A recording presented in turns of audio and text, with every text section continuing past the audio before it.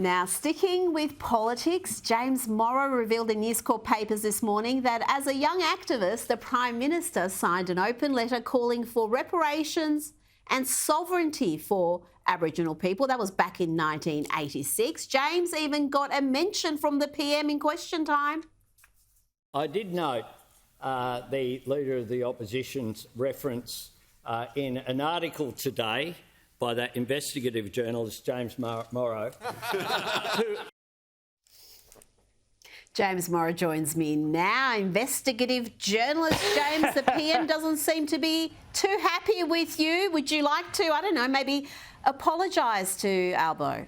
Well, look, I'm just happy that the PM is reading my stuff and all the fine material you can find in News Corp papers every day. So, you know, good on the PM for showing that he reads our stuff. I suspect he was being a bit sarcastic there, but it also really shows, Rita, what a glass jaw the PM has. You know, you go and you quote his own words back to him, and what does he do? He blows up. And this is the same thing, Rita, that's been happening with the Yes campaign all along. You know, the No campaign went out there. They said, oh, look, well, let's just look at what some of the people have said who are in favor of it. You know, Megan Davis, Greg Craven, all of these people. And, oh, no, don't quote what we said. God forbid you actually, you know, hear what we think about this issue and what it might mean. So, I mean, for Albo to complain about this, well, you know, he should be saying that he's proud that in 1986, you know, as a young 20-something-year-old, he was 23 at the time, you know, he was out there proudly activating on this issue, and he's out there today as Prime Minister. I don't think he's got anything to be ashamed of, because if this is what he believes and this is what he wants us to vote for, stand by it, PM. Well, and we showed footage earlier that this is still his position. As recently as a couple of years ago, he stood up and said the same thing. He pledged a treaty, and yet he's now pretending that this is all just a fantasy, that the talk of treaty is just some sort of a conspiracy from the No camp. Surely, yeah, I mean, you can't expect the Australian people to buy that. You can go back to Labour Party platforms. You can go back to things he has said. It's not just, you know, Peter Dutton talking about the 34 times he's talked about the Uluru Statement. It is over and over and over again. He has talked supportively of a treaty. Now, this is fine. If that is your position, then that is fine. And let's have the debate about what that means. And it's all really clear there in the Uluru Statement. You know, there's a formula: voice, treaty, truth, whatever truth is, and we can sort of argue about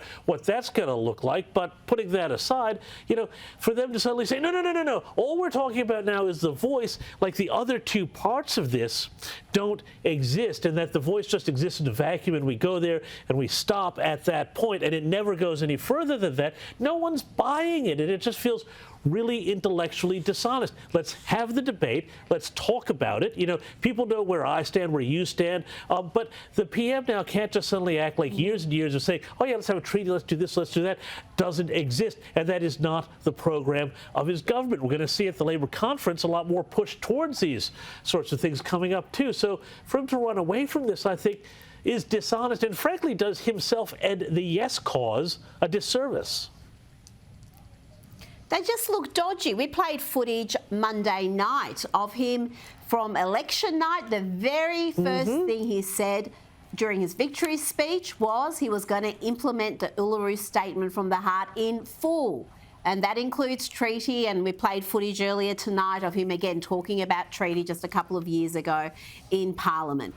Now, moving on to the US, Donald Trump has been indicted for the third time, charged over his efforts to overturn the 2020 election result. James, what are your thoughts on these latest developments? Well, you know, I thought that this indictment was going to be a lot more serious than what it was. Having read it, it's very confused. I think that The prosecutor has really, really overreached here. I would note that this same guy, Jack Smith, Jack Smith, if that is his real name, but Jack Smith has gone and about 10 years ago, he indicted and charged the Virginia governor with corruption, and he wrote a very broad indictment that was eventually thrown out by the U.S. Supreme Court 8-0. The charges were vacated against that governor. He has real form in this, and I think he's done the same thing here.